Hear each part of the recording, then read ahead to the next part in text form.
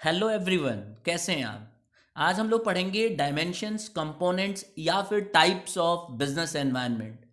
देखिए, जो डायमेंशंस हैं ये पहले भी हम पढ़ चुके हैं कि डायमेंशंस ऑफ बिजनेस एनवायरनमेंट जो होते हैं ये बिजनेस को डायरेक्टली अफेक्ट करते हैं या फिर इनडायरेक्टली अफेक्ट करते हैं। लेकिन बिजनेस इससे दूर नहीं भाग सकती, यानी कि बिजनेस के कंट्रोल में नहीं रहते ये। बिजनेस इसका कुछ नहीं कर सकती है। बिजनेस को अपनी पॉलिसी, प्लान्स, स्ट्रैटेजी, सब कुछ इसके अकॉर्डिंग अपने आप को बदलना पड़ेगा। तो आइए हम शुरू करते हैं। सबसे पहले आता है इकोनॉमिक एनवायरनमेंट कि इकोनॉमिक एनवायरनमेंट है क्या। अगर आप देखो, ये वो एनवायरनमेंट होते हैं इकोनॉमिक एनवायरनमेंट जो हमारे बिजनेस को इफेक्ट करते हैं अपने एक्टिविटीज़ की वजह से। यानी कि economy means operation on countries money supply, commercial activity and industry. तो आप देखो, ये रिप्रेजेंट करता है नेचर ऑफ एन इकोनॉमी को।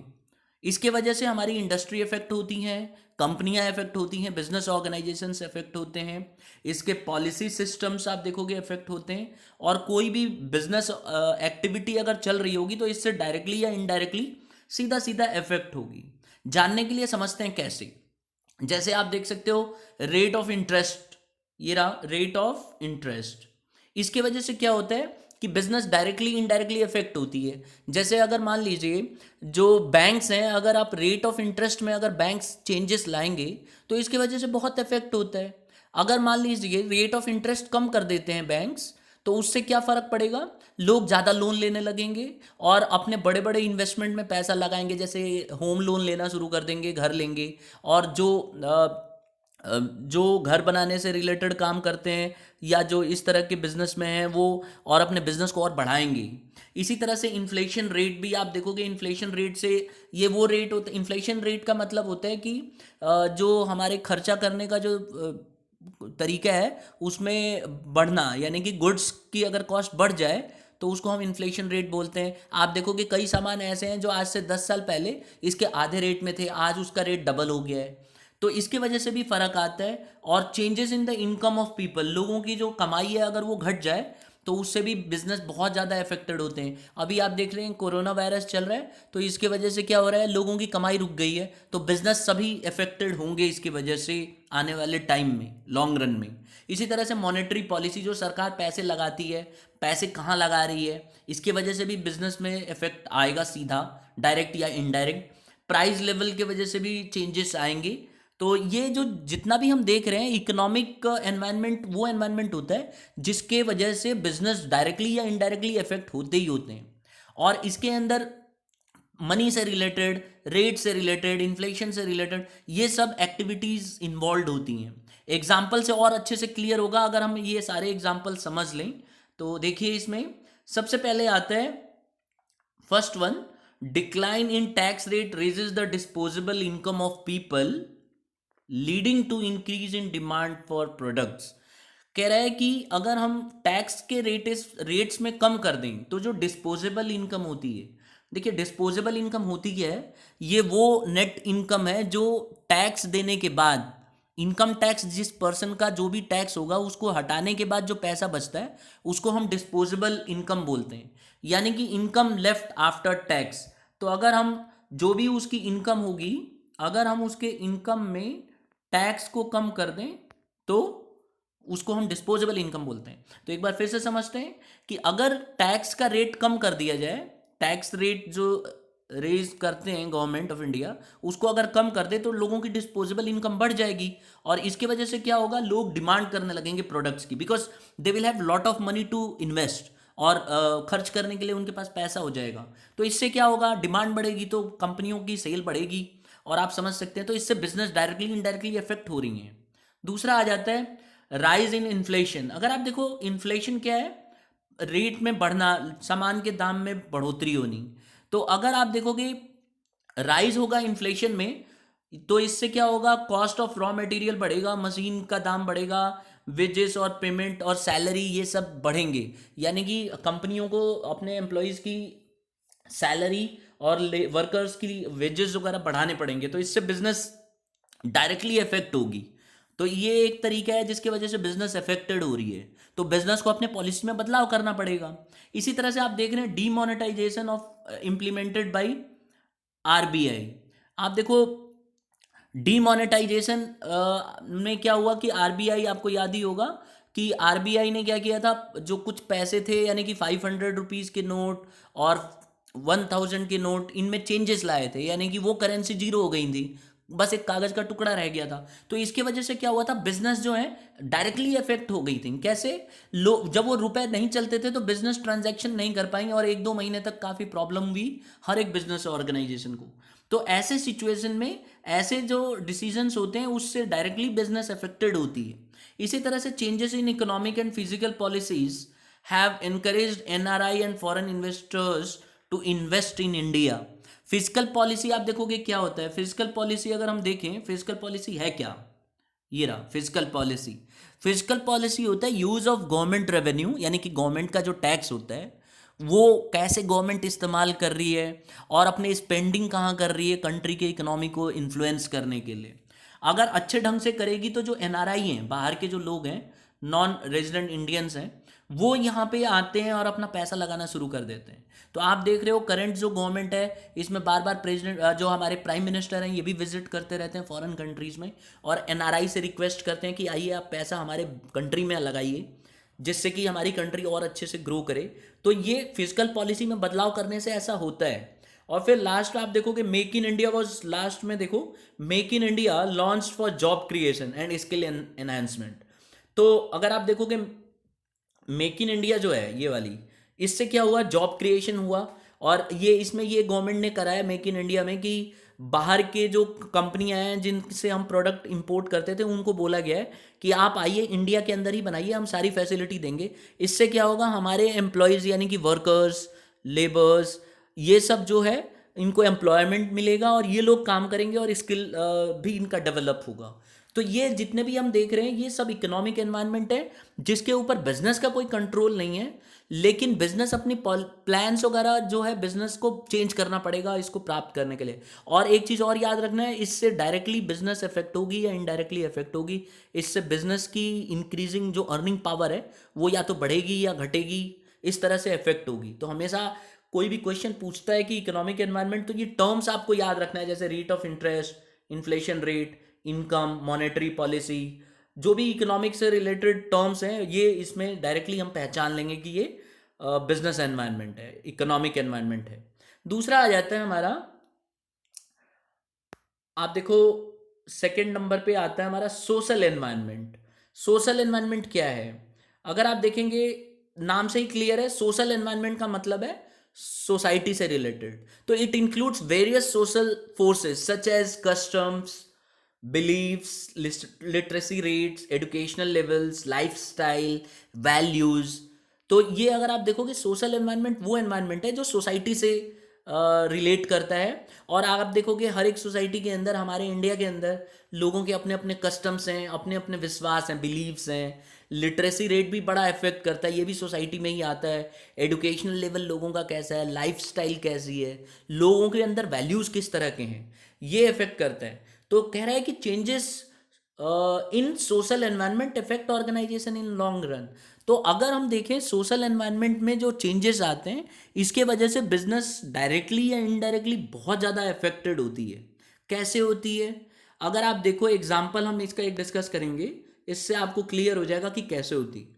अब आप देखिए, nowadays people are paying more attention towards their health. आप देखोगे आजकल लोग हेल्थ पे बड़ा ध्यान दे रहे हैं, as a result of which demand for mineral water और डाइट के जो सामान है, बेवरेजेस है, वो ऑटोमेटिकली इंक्रीज हो गए हैं। लेकिन जो टबैको है जो नुकसान करता है हमारी हेल्थ के लिए, फैटी फूड्स होते हैं, ये आप देखोगे एकदम डिक्रीज हो गए हैं। तो ये क्यों हुआ है, क्योंकि लोग अवेयर हो गए हैं। तो जो सोसाइटी है उसके क्या वैल्यूज़ हैं और किस तरह के उसके एडुकेशन है। अब देख लीजिए ना, एडुकेशन की वजह से क्या हुआ है, लोगों के अंदर हेल्थ की भावना आ गई कि भाई हमें हेल्थ के प्रति अच्छे से सचेत रहना है। और इसके वजह से आप देखो मिनरल वाटर या साफ़ सुथरा पानी पे ज़्यादा लोग जोर दे रहे हैं और डाइट वाले जो हैं बिवरेजेस ले रहे हैं। तो ये चीज़ें दिखाती हैं कि बिजनेस इससे डायरेक्टली अफेक्टेड होगा और बिजनेस को ये सब रूल्स को फॉलो करना पड़ेगा, नहीं तो बिजनेस अच्छा नहीं कर पाएगी। और आप देखो फैटी फूड्स जो हैं लोगों ने त्याग दिए हैं, ठीक है, टबैको नहीं ले रहे हैं लोग, कम ले रहे हैं।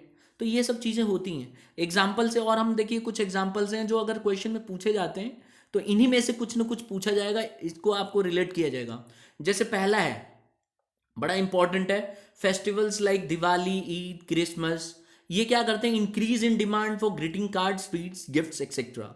तो आपने देखा ही होगा कि जैसे ईद आ जाती है या दिवाली आती है या क्रिसमस आती है तो लोग ग्रीटिंग कार्ड्स देना शुरू कर देते हैं। दिवाली के समय आपने देखा होगा स्वीट्स इतने सारे सेल होने शुरू हो जाते हैं, लोग गिफ्ट्स देते हैं। दिवाली में हम लोग शेयर करते हैं, अड़ोस पड़ोस में गिफ्ट्स देना शुरू कर देते हैं, और जिसमें दुश्मनी होती है अड़ोसी पड़ोसी में तो वो भी ख़त्म हो जाती है इसी बहाने। तो ये आप देखोगे जो है ये चलता है, इससे बिजनेस अफेक्टेड होती है। मैंने देखा है स्वीट्स, जो ऑर्गेनाइजेशन, जो छोटे मोटे दुकानदार कभी स्वीट्स नाम की चिड़िया भी नहीं उड़ाते, वो उस दिन अपनी दुकानों के आगे स्वीट्स लगा के बैठे रहते हैं लाइन से रोड्स पे। दिल्ली में तो स्पेशली आप देखोगे कि लोग, जो दुकानदार दूसरे सामान बेचते हैं, उस दिन वो स्वीट्स बेच रहे होते हैं। तो ये आप देखोगे इससे बिजनेस इफेक्ट हो रही है। बिजनेस को पता है कि यही टाइम है भाई, कैप्चर कर लो, अगर कमा गए तो कमा गए, नहीं तो काफ़ी समय तक कमाई नहीं होगी। तो ये कुछ ऐसे समय होते हैं जो बिजनेस को इफेक्ट करते हैं। अगर बिजनेस ने इसका सही इस्तेमाल कर लिया तो समझो कि उसकी वाहवाही हो गई या खूब कमा लेगी, और नहीं कर पाई तो फिर गड़बड़ हो जाएगी उसके साथ। इसीलिए आप देखते हो बहुत सारे जो है ऑफर्स आते हैं दीपावली के समय, और बहुत सारे नए नए प्रोडक्ट्स लॉन्च होते हैं। इनफैक्ट इंडिया में वेट करते रहते हैं लोग कि हम तभी परचेज करेंगे। ठीक है, ये लोगों के अपने वैल्यूज़ हैं और बिलीव्स हैं। माना जाता है कि दीपावली के समय अगर ख़रीदा जाएगा तो ज़्यादा अच्छा रहेगा और यूज़फुल रहेगा। इसी तरह से आप देखोगे इक्वल पे की डिमांड होने लगी है, मेल और फीमेल। इन दोनों का मानना है कि भाई मेल हो या फीमेल हो, अगर काम एक है तो उन दोनों को सैलरी एक ही मिलनी चाहिए, भेदभाव नहीं होना चाहिए उनके साथ। तो आप देखोगे ऐसा ही होता है बिजनेस के अंदर। आजकल हमारे जो सोसाइटी है उसके अंदर डिमांड बढ़ गई है कि मेल हो या फीमेल हो, दोनों की सैलरी एक बराबर होना चाहिए। जैसे आप स्कूल्स में भी देख लो, मेल टीचर हो या फीमेल हो, अगर एक पोस्ट पे है, पर्टिकुलर पोस्ट पे, तो उनकी सैलरी एक बराबर होती है, और नहीं होगी तो डिमांड करना शुरू कर दिया है। तो इससे क्या होता है कि ये सोसाइटी की वजह से हुआ है, तो ये बिजनेस को डायरेक्टली या इनडायरेक्टली अफेक्ट करेगा। तीसरा आता है इसमें demand for reservation in jobs for minority and women. ये आप देखोगे सोसाइटी की वजह से माइनॉरिटीज जो होते हैं, जैसे मुस्लिम्स हैं, क्रिश्चियंस हैं, और जो अलग अलग लोग हैं अलग अलग सोसाइटी के, या वुमेन्स कह लो, ये अपने डिमांड कर रहे हैं रिजर्वेशन की, कि हमें अलग से रिजर्वेशन दिया जाए और हमें ज़्यादा वैल्यू दी जाए, और जॉब में हमारे लिए अलग से वैकेंसी रखी जाए। तो इससे भी बिजनेस इफेक्ट होती हैं डायरेक्टली या इनडायरेक्टली। अब इसी तरह से देखो, गवर्नमेंट ने एक बनाया है प्रोग्राम, बेटी बचाओ, बेटी पढ़ाओ और बेटी बचाओ। आप देखते हो अक्सर हर जगह लिखा रहता है ज़्यादातर व्हीकल्स में, बेटी पढ़ाओ बेटी बचाओ। ये एक मूवमेंट गवर्नमेंट ने चलाया है एनकरेज करने के लिए एजुकेशन गर्ल चाइल्ड की। तो आप देखोगे इसकी वजह से गर्ल्स को पढ़ाने के ऊपर ज़्यादा जोर दिया गया है, और एडवर्टीजमेंट भी इसका खूब हुआ है इस मूवमेंट का, जो कि बहुत ही अच्छा मूवमेंट है। अगर आप देखो तो इससे क्या हुआ है कि बिजनेस ज़्यादा अफेक्टेड हुई हैं, और लोग ज़्यादा इसमें इस तरह का कल्चर आने लगा है इंडिया के अंदर। एक और गवर्नमेंट ने मूवमेंट किया है, जैसे स्वच्छ भारत अभियान, वेलफेयर ऑफ सोसाइटी के लिए। तो इसमें क्या है कि लोगों को स्वच्छता के ऊपर ज़्यादा ध्यान दिया गया है, तो इससे भी बिजनेस अफेक्टेड हुई हैं, और बिजनेस जो है उसमें कल्चर बढ़ा है इस तरह का, जिसमें या जो बिजनेसेस ऑर्गेनाइजेशन है उनको भी इनिशिएटिव लेना पड़ा है, और उन्होंने सफाई के लिए ध्यान दी है, और गवर्नमेंट को करके दिखाया है कि देखिए हम भी पैसा इतना अपना लगा रहे हैं बजट में, जो सफाई के ऊपर लगा रहे हैं। तो इससे बिजनेस डायरेक्टली या इनडायरेक्टली इफेक्ट होगी, और बिजनेस को अपने इसी के अकॉर्डिंग चलना पड़ेगा। अगर कोई बिजनेस ऐसा नहीं फॉलो करती है तो उसको अल्टीमेटली भुगतना पड़ेगा, नुकसान होगा। तीसरे पे आ जाते हैं। तीसरा जो डायमेंशन है दैट इज टेक्नोलॉजिकल एनवायरनमेंट। देखिए बहुत ही आसान है, टेक्नोलॉजिकल एनवायरनमेंट का मतलब है चेंजेस इन टेक्नोलॉजी। आप देखोगे it implies using new and advance ways techniques of production. कोई भी एडवांस टेक्नोलॉजी इस्तेमाल करना प्रोडक्शन के लिए टेक्नोलॉजिकल एनवायरनमेंट माना जाता है, और हर एक बिजनेस को बहुत ही क्लोजली मॉनिटर करना चाहिए टेक्नोलॉजिकल चेंजेस क्या क्या हो रहे हैं अपने इंडस्ट्री में, and it helps in facing competition and improving the quality of the product. ऐसा करने से बिजनेस ऑर्गेनाइजेशन अपने प्रोडक्ट में क्वालिटी बढ़ा पाएगी। अगर कोई बिजनेस ऑर्गेनाइजेशन इनोवेटिव होती है, टेक्नोलॉजी का इस्तेमाल करती है, तो it will be automatically be able to increase its quality of goods. Now we can take an example for this. Now the example is digital watches in place of traditional watches, booking of railway tickets on internet etc. These are some technological environments like जो आप देखो कि watches जो हैं watches में digital watches ने replace कर दिया ट्रेडिशनल वॉचेस को। पहले वॉचेस कैसे होती थी, उसमें चाबी भरना पड़ता था, आपको याद, अगर आपने नहीं देखा पेरेंट्स से आप पूछ सकते हैं, पहले हम लोग चाबी उसमें भरते थे। उससे क्या होता था कि कई बार ऐसा होता था ऑफिस के टाइम जाने से पहले कोई चाबी भरना भूल गया, तो वो उसके वजह से वॉचेस जो है रुक जाती थी ऑटोमेटिकली। कई कंपनियों ने जिद के मारे अड़ी रही कि नहीं हम लोग नहीं चेंजेस करेंगे, हम पुराना तरीका ही लेके चलेंगे।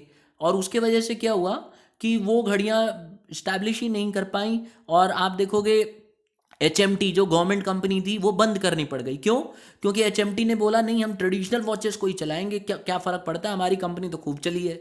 और उन्होंने बार बार उसी में बदलाव किए, लेकिन अल्टीमेटली हुआ क्या, उनकी दुकानें बंद हो गई, बिजनेस को क्लोज करना पड़ा, शट डाउन हो गई। तो अभी अगर आप देखो तो ट्रेडिशनल वॉचेस नहीं चलती हैं, क्योंकि नई टेक्नोलॉजी आ गई है। अब लोगों को बार बार चाबी भरने की टेंशन नहीं है, उन्होंने एक बार सेल लगाया और 1-2 साल के लिए छुट्टी। इसी तरह से आप देखोगे रेलवे टिकट्स में भी आजकल ऑनलाइन बुकिंग हो रही है, तो इससे आसानी हो गई है। और बिजनेस को ऐसे यूज़ करना चाहिए टेक्नोलॉजी को।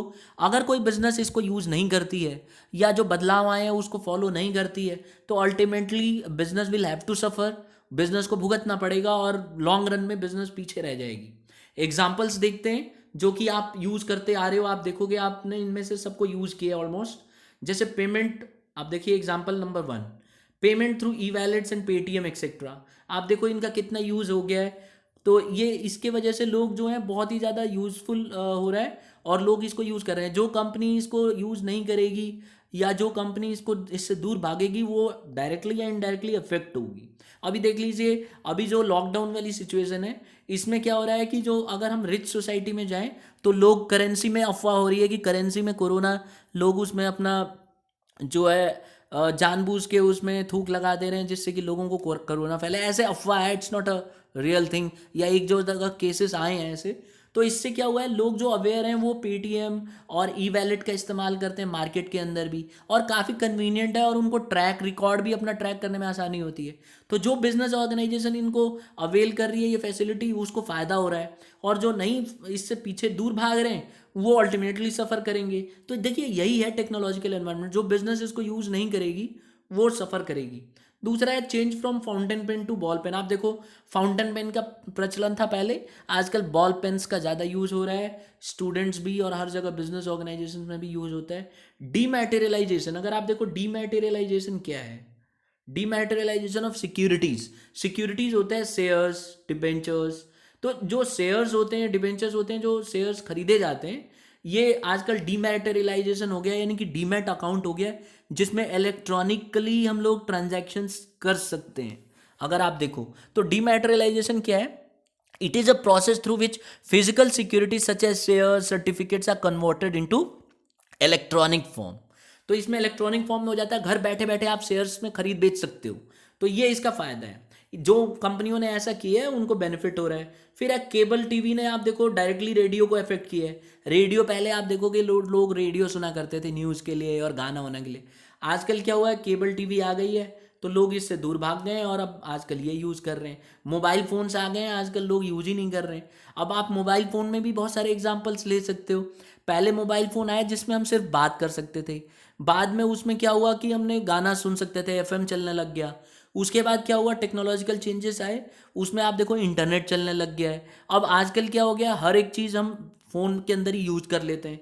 तो इससे फ़ायदा ये हुआ है कि इसकी सेल बढ़ती गई है और टेक्नोलॉजी का इस्तेमाल करके लोगों के अंदर डिमांड को क्रिएट किया गया है। तो अगर कोई कंपनी ऐसा नहीं यूज़ करती टेक्नोलॉजी, तो फिर वो पीछे रह जाएगी। फिर इसी तरह से देखो इंट्रोडक्शन ऑफ आर्टिफिशियल इंटेलिजेंस, जैसे सीरी आप देखोगे आईफोन्स के अंदर, और आप देखोगे एंड्रॉयड फ़ोन्स के अंदर भी इंटेलिजेंस, आर्टिफिशियल इंटेलिजेंस है जिसमें वॉइस रिकग्निशन होता है। हम कुछ बोलते हैं तो स्मार्टफोन्स जो हैं ऑटोमेटिकली उसका आंसर जो है बताने लग जाएगी सीरी, या आपको कोई भी इंफॉर्मेशन चाहिए तो आप फ़ोन से ले सकते हो। तो ये जो टेक्नोलॉजी में बदलाव आए हैं, इसके वजह से हुआ क्या है कि जो है बिजनेस ऑर्गेनाइजेशन अगर इसका ध्यान देगी तो उसको फ़ायदा होगा, नहीं ध्यान देगी तो उसको फ़ायदा नहीं होगा और लॉन्ग रन में अच्छा नहीं कर पाएगी। नेक्स्ट हमारा आता है fourth dimension, that is political environment. अब पॉलिटिकल एनवायरनमेंट क्या है, देखिए कोई भी एक्टिविटी जो पॉलिटिक्स से रिलेटेड हो, जैसे कि it includes political conditions and factors related to government affairs and their impact on business. Government के जो अफेयर्स हैं, गवर्नमेंट के जो कामकाज हैं, वो ये बताते हैं। इसके अंदर पॉलिटिकल एनवायरनमेंट वो एनवायरनमेंट है जिसमें आप गवर्नमेंट के अफेयर्स से रिलेटेड डिस्कस करोगे कि पॉलिटिकल, अगर मान लीजिए पॉलिटिकल स्टेबिलिटी होती है तो इससे क्या होता है, बिजनेस के अंदर कॉन्फिडेंस आता है। पॉलिटिकल स्टेबिलिटी का मतलब है अगर कोई सरकार बनती है और मजबूत सरकार है, अगर कंपनियों को लग रहा है कि भाई ये सरकार 5 ईयर तो आराम से चलेगी या लंबा चलेगी, तो इससे क्या होगा, बिजनेस जो है उसमें खुल के पैसा लगाती है और बिजनेस को कॉन्फिडेंस हो जाता है, और बिजनेस कम्युनिटी जो है इसके वजह से बहुत इन्वेस्ट करना शुरू कर देती है। And bad law and order situation में bring uncertainty in business activity. लेकिन उसी की जगह अगर मान लो गवर्नमेंट अच्छी नहीं है और bad law and order situation आ जाता है, तो ऐसे में क्या होगा, बिजनेस ऑर्गेनाइजेशन दूर भागेंगी और ऐसे में प्रॉब्लम आएगी। फिर आप देखो ideology of the political party, attitude of the government towards business. Government का एटीट्यूड किस तरह का है, बिजनेस के प्रति उनका क्या रवैया है, क्या बिजनेस के लिए फेवरेबल है। जैसे अभी देखो, अभी जो सिचुएशन चल रही है लॉकडाउन की, आप देखोगे गवर्नमेंट जो है बिजनेस के बारे में भी काफ़ी सोच रही है कि कैसे बिजनेस को सेटअप किया जाए। कोरोना के केसेस बढ़ने के बावजूद भी गवर्नमेंट जो है काफ़ी कोशिश कर रही है कि बिजनेस को धीरे धीरे खोला जाए, जिससे कि लॉस ना हो बड़ी बड़ी बिजनेस ऑर्गेनाइजेशंस को, अनएम्प्लॉयमेंट ना हो। तो इस तरह की सिचुएशन अगर कोई गवर्नमेंट करती है तो बिजनेस का पॉजिटिव रिस्पॉन्स आता है। तो ये भी देखा जाता है, बिजनेस ऑर्गेनाइजेशन ये भी देखती है कि जो है टाइप किस तरह की गवर्नमेंट पार्टी है, यानी कि सिंगल पार्टी बनी है या कोलिशन गवर्नमेंट है। अगर दो सरकार मिलके, अगर दो पार्टियां मिलके एक सरकार बनाती हैं तो ऐसे में बिजनेस थोड़ा सा डिफेंसिव हो जाती है। और अगर सिंगल पार्टी है तो क्योंकि वो जो है इनिशिएटिव ले सकती है या बहुत सारे रूल्स खुल के बना सकती है, तो आप देखोगे उससे भी बहुत फर्क पड़ता है कि किस तरह की गवर्नमेंट है। अब जैसे एग्जाम्पल के तौर पे देखो, एग्जाम्पल है कि Bangalore and Hyderabad have become most popular locations of IT. Information technology में ये सबसे ज़्यादा एक तरह से हब है ये दोनों। क्यों है, क्योंकि यहाँ की जो पॉलिटिकल क्लाइमेट है ना, जो पॉलिटिक्स है, यहाँ की जो गवर्नमेंट है, इन्होंने इनको खूब फेवर किया, इनके लिए बहुत सारे इनिशिएटिव्स प्लान्स निकाले और इनके लिए बहुत सारे ऑफर्स दिए, बहुत सारे जो है टैक्स में छूट दी, वाटर और डिस्काउंट्स प्रोवाइड किए, और बहुत सारे ऐसे पॉलिसीज बनाए इनके लिए। तो पॉलिटिकल एनवायरनमेंट कोई भी ऐसा एनवायरनमेंट हो सकता है जो पॉलिटिक्स से रिलेटेड हो, जिसमें गवर्नमेंट का इन्वॉल्वमेंट हो और गवर्नमेंट के अफेयर्स इन्वॉल्व हो। तो अब एग्जाम्पल से और आपको क्लियर हो जाएगा। जैसे एग्जाम्पल में देखो, crash in share price due to changes in Vajpayee government. आप देखो कि 1999 में गवर्नमेंट, वाजपेयी गवर्नमेंट गिर गई थी, तो उसके वजह से क्रैश हो गया था मार्केट, क्योंकि लोगों को विश्वास, लोगों के अंदर जो जो बिजनेस ऑर्गेनाइजेशन है उनके अंदर एक तरह से विश्वसनीयता कम हो गई थी। दूसरा, prime minister frequent visit to foreign country for promoting business relationships. अब हमारे प्राइम मिनिस्टर हैं नरेंद्र मोदी जी, ये बार बार विजिट करते रहते हैं फॉरेन कंट्री में और रिक्वेस्ट करते हैं कि आइए हमारे कंट्री के अंदर बिजनेस में पैसा लगाइए। मेक इन इंडिया इन्होंने प्रोग्राम चलाया, तो इससे क्या होता है, बिजनेस ऑर्गेनाइजेशन को एक फेवरेबल कंडीशन दिखाई देती है और उनको लगता है कि यहाँ आगे फ्यूचर में मार्केट बढ़ने वाली है और गवर्नमेंट चाहती है कि मार्केट बढ़े। तो इसलिए क्या है, पॉजिटिव रिस्पॉन्स मिलता है और लॉन्ग रन में बिजनेस को ये सब चीज़ें बड़ी अच्छी लगती हैं और ध्यान देती रहती है बिजनेस। अगर इस तरह का पॉलिटिकल वेंडेटा है या अगर इस तरह से गवर्नमेंट चाहती है कि इसको इम्प्रूव किया जाए, तो कंपनियों को भी अच्छा लगता है और उसमें और पैसा इन्वेस्ट करने में लगाती हैं, वो इंटरेस्ट दिखाती हैं।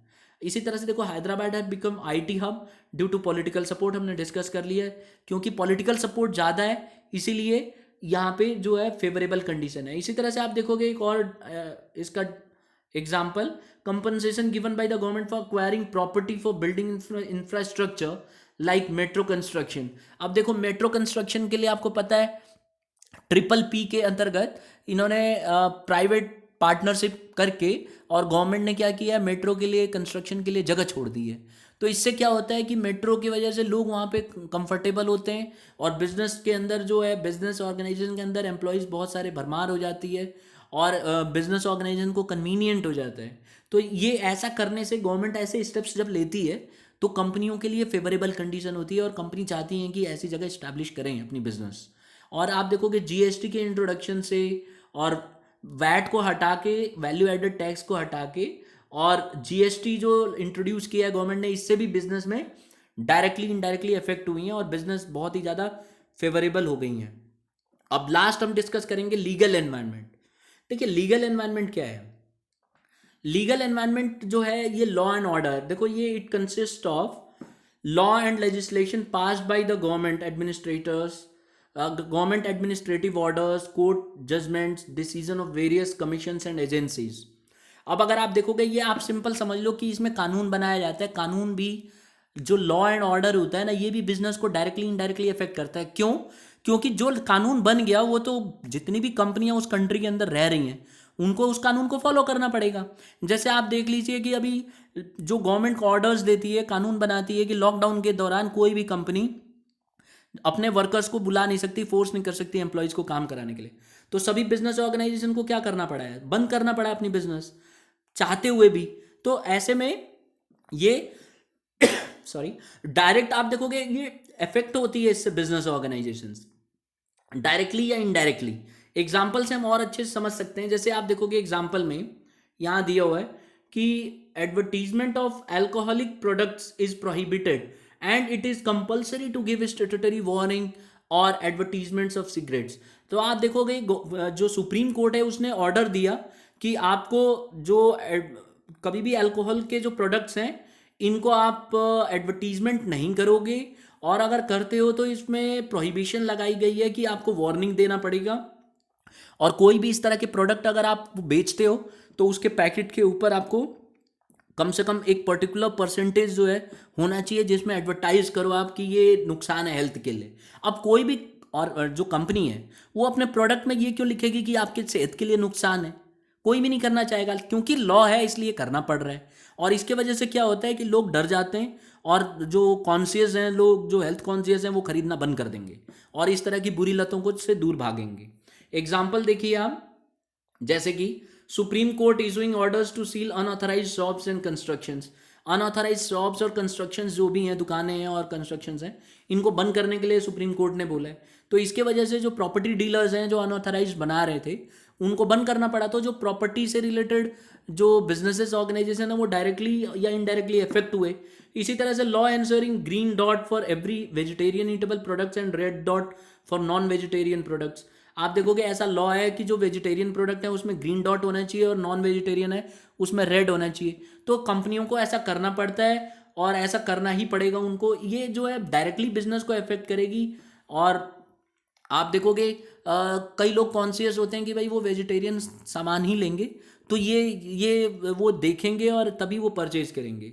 और एक और देखो आप example, supreme court passing an order to close the iron factory around Taj Mahal to avoid air pollution affecting it. तो आसपास जो ताजमहल के आसपास इस तरह की फैक्ट्री है जो आयरन, जिनके वजह से मतलब एक तरह से आप सीधा समझ लो कि ताजमहल जिनके पोल्यूटेंट्स की वजह से खराब हो रहा था, जो मॉन्यूमेंट है, इसको बंद कर मतलब रोकने के लिए गवर्नमेंट ने ऐसा किया। तो इस तरह की जो इंडस्ट्री थी, कंपनियां थी, उनको बंद करके कहीं और दूसरी जगह जाना पड़ा। इससे उनको बहुत ही हेवी नुकसान हुआ, लेकिन ऐसा उन्हें करना पड़ा क्योंकि ये तो लॉ है, तो लॉ को मानना पड़ता है। तो इसीलिए बिजनेस को बड़ा ध्यानपूर्वक इनको देखना चाहिए कि गवर्नमेंट लॉ कैसे बना रही है और उस लॉ को हम फॉलो करेंगे तो कैसे करेंगे, और अगर वो फॉलो नहीं करेंगे तो लॉन्ग रन में उनको नुकसान होगा।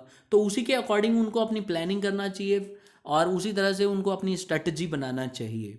तो मैं उम्मीद करता हूँ कि ये पांचों जो हैं आपको कंपोनेंट्स समझ में आ गए हैं। बस याद ये रखिएगा ध्यान से कि एग्ज़ाम में ये भी पूछा जा सकता है कि कौन कौन से एक्सटर्नल फैक्टर्स हैं या मैक्रो फैक्टर्स हैं जो बिजनेस को अफेक्ट करते हैं और उसका कंट्रोल बिजनेस पे नहीं रहता, या कौन कौन से टाइप्स ऑफ कंपोनेंट्स हैं या टाइप्स ऑफ फैक्टर्स हैं जो बिजनेस को अफेक्ट करते हैं। तो ये सब 5 टाइप्स ऑफ फैक्टर्स हैं जो बिजनेस को अफेक्ट करते हैं।